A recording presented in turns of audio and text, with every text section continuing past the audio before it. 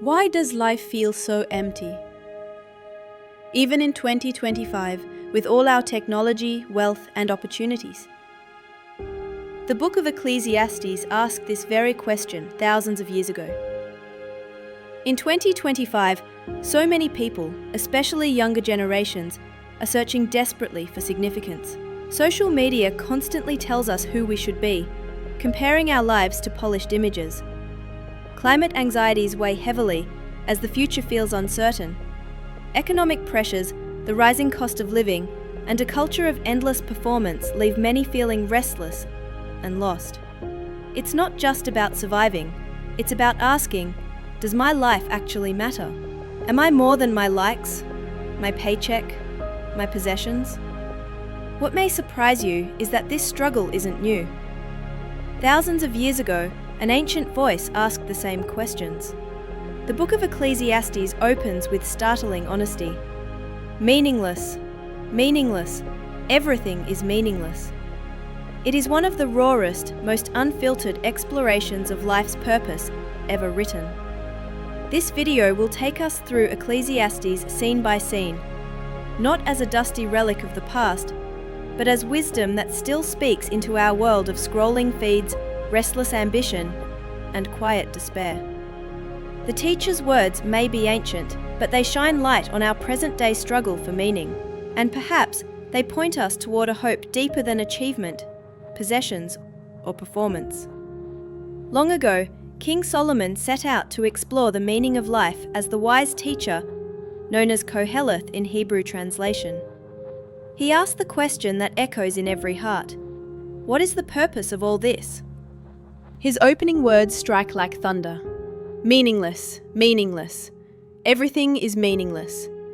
The Hebrew word is hevel, like vapor, breath, mist. Life, he says, is fleeting, elusive, impossible to grasp. Generations come, generations go, but the earth remains forever. The sun rises, sets, and hurries back again. The wind blows in circles. Rivers flow to the sea, but the sea is never full. Life feels like a cycle, busy, yet going nowhere. The teacher laments. There is nothing new under the sun. What has been will be again. Human pursuit feels endless, repetitive, and exhausting. He turns to wisdom. If life is fleeting, perhaps wisdom will bring meaning. So he studies deeply, observes carefully. Yet the more he learns, the more sorrow he feels, for with much wisdom comes much grief. He tries pleasure, wine, laughter, entertainment. He surrounds himself with gardens, singers, luxury, and countless delights. Yet in the end he sighs. This too is hevel. He builds houses, plants vineyards, amasses silver and gold. He becomes greater than anyone before him in Jerusalem. Nothing his eyes desired did he withhold, and still it left him empty. Then he reflects. What do people gain from all their toil under the sun? Work itself, though necessary, feels endless and unsatisfying. He builds, but another will inherit. He works, but cannot control the outcome. And then, the famous poem, "For everything there is a season, a time to be born, a time to die, a time to plant, a time to uproot, a time to weep, and a time to laugh." Life is made of seasons, shifting, beyond our control. God, he says, has made everything beautiful in its time. He has set eternity in the human heart. Yet we cannot fathom what God has done from beginning to end. So what then? The teacher concludes that it is good for a person to eat, drink, and find satisfaction in their work. These are gifts of God, not ultimate meaning, but daily joys. He observes injustice. In the place of judgment, wickedness thrives. The righteous and the wicked alike meet the same end: death. Surely the fate of humans and animals is the same. Death, he says, is the great equalizer. The living know they will die, but the dead know nothing. All their love, hate, and envy are gone. A sobering reminder of life's brevity. He warns of oppression. Some people have no comforter. Power lies with the oppressors, leaving the weak in despair. And so, he declares, sometimes the dead are better off than the living. He looks at envy, the endless drive to outdo one's neighbour. This too is hevel. Better one handful with peace than 2 handfuls with toil and chasing after the wind. He reflects on companionship. 2 are better than 1, for they lift each other up. A cord of 3 strands is not quickly broken.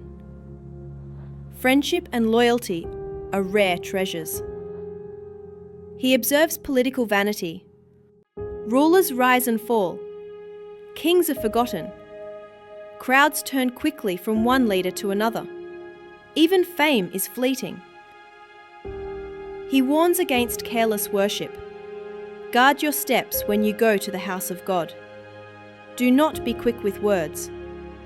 For God is in heaven, and you are on earth. Let your words be few. He addresses wealth. Whoever loves money never has enough.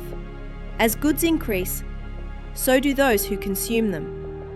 The sleep of a labourer is sweet, but the abundance of the rich keeps them awake at night. Wealth, he says, is uncertain.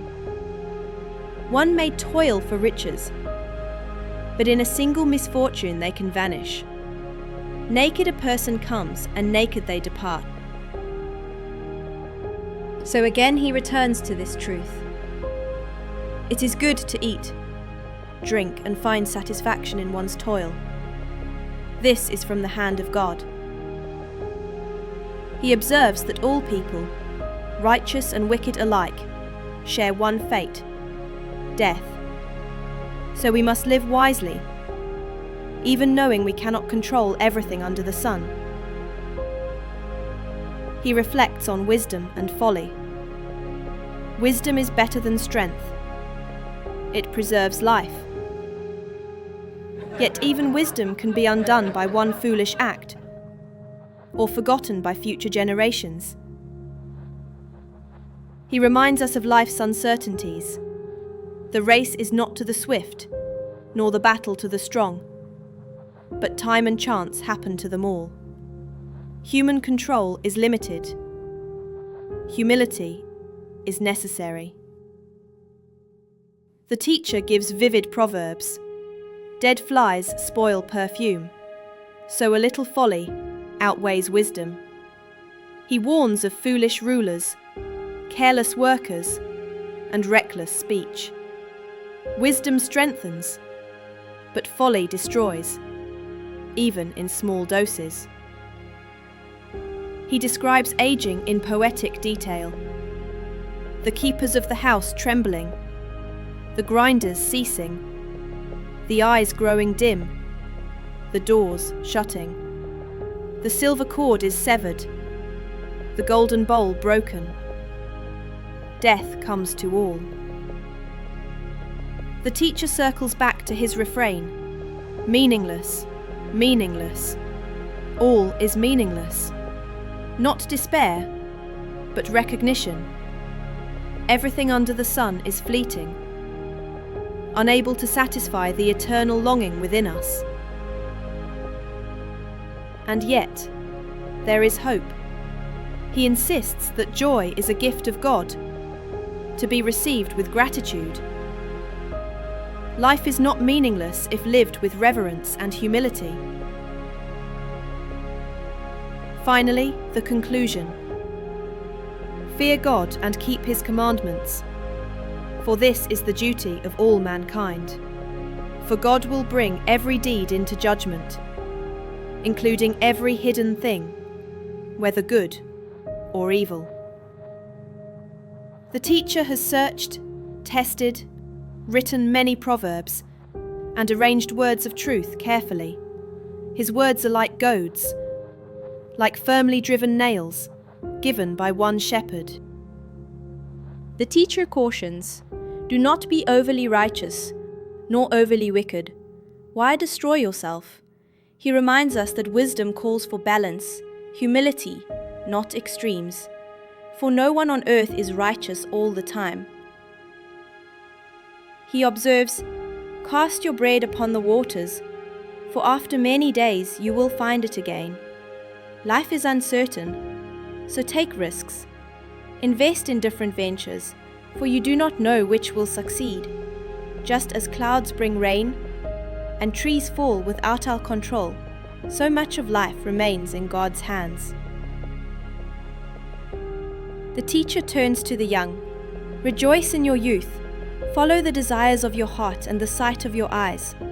But know that for all these things, God will bring you into judgment. Therefore, remember your Creator in the days of your youth, before the difficult years come and desire fades." As the teacher closes his reflections, he leaves us with a sobering yet hopeful conclusion. Life is fleeting, but it is not futile. The pursuit of possessions, pleasure, and pride will never satisfy the soul. True meaning is found in remembering our Creator, fearing God, and walking faithfully under His hand. And what about us? In 2025, we live in an age of constant comparison, chasing validation in followers and likes, worried about jobs, the economy, and even the survival of the planet. It can feel overwhelming, even meaningless. But Ecclesiastes tells us that our lives matter, not because of what we achieve or accumulate, but because of who we belong to. The God who set eternity in our hearts invites us to live with reverence and joy, finding purpose not in vanity, but in faithfulness. The ancient teacher's voice reaches across thousands of years to ours, reminding us, life is a gift. Enjoy it with gratitude, live it with humility, and anchor it in the one who gives it all meaning. That is the wisdom of Ecclesiastes, for then and for now. Thus ends the book of Ecclesiastes, a sobering yet hopeful reflection. Life is fleeting, but not futile. Its meaning is not found in possessions, pleasure, or pride, but in remembering our Creator, fearing God, and living faithfully under His sovereign hand.